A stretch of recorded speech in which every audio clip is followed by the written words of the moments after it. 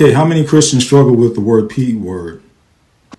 Because it can be uncomfortable to talk about sex, sin. I can't believe I have to do it this way. It can be difficult to find accurate statistics about Christians and the P word use.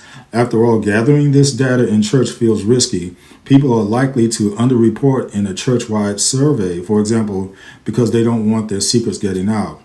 Even the surveys produced by Covenant Eyes are inherently biased. In the opposite direction, we're more likely to attract P word users to take our surveys and therefore are likely to overreport P word use. In 2014, the Barna Group published a shocking survey which found that 64% of Christian men and 33% of Christian women view P word regularly. Though widely cited, the sample size was limited. Beyond the P word phenomenon, published in 2024 by the Barna Group and Pure Desire Ministries, provides the most current data we have about Christians and P word use compared to the rest of the United States. 61% of the general population, ages 13 and up, watches P word compared to 54% of practicing Christians. And 75% of Christian men view P word compared to 78% of the general population. And 40% of Christian women view P word compared to 44% of the general population. 2/3 of pastors, 68%, have struggled or currently struggle with the P word. Additionally, over the last few years of working with churches to implement accountability solutions, Karen Potter, Covenant Eyes Director of Church Outreach, observed that dying churches were more likely to have unaddressed P word problems in their congregations. Now, this tracks with Samuel Perry's conclusions in his book called Addicted to Lust.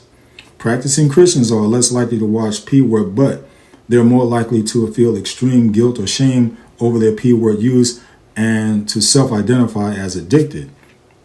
Men still more likely to watch P word than women in general, but the number of female P word users increases as they get older.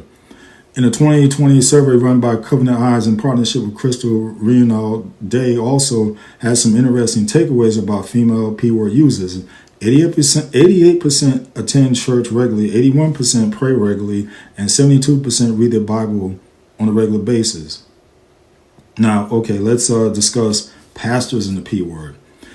There's one more set of stats worth considering. An individual church's attitude towards P word is shaped by its leaders. So how many ministry leaders and pastors use P word? Beyond the P word phenomenon, that 18% of pastors currently watch P word, nearly half, 49%, have struggled with P word in the past. The implications of this should be sobering. For one thing, P word use implies that the pastor is not above reproach, Titus 1:7, and is therefore disqualified from the position of elder. But there is always room for repentance, restoration, and recovery. But as the watchmen of our souls, Hebrews 13:17, those in leadership must be vigilant about sin in their flock and their own sins and temptations most of all. Mark Dennison shares his firsthand experience being a pastor addicted to porn, and he wrote, for 31 years he was a senior pastor of 3 churches ranging in the membership from 200 to 2,000. For in every one of those 31 years he struggled with P word addiction. Despite repeated visits to multiple therapists, reading dozens of books, attending a retreat, and repenting thousands of times, he didn't find recovery until 2013. He said you have to fight lust, not just the P word. More than just wanting to quit P word, most Christians who struggle with P word really want to overcome lust. Lust is often what fuels our P word use. In 2 Timothy 2:22, Paul offers some of the best, most concise bits of biblical advice on how to overcome lust. And I quote, so flee youthful passions and pursue righteousness, faith, love, and peace, along with those who call on the Lord from a pure heart. Commit it to memory, chew on it daily, let your mind marinate in it, for in it lies 3 biblical strategies for fighting lust. End of quote. So next, commit to biblical accountability. Accountability is key to breaking the power of any addiction. It can take many forms, but the most common are support groups and one-on-one peer accountability.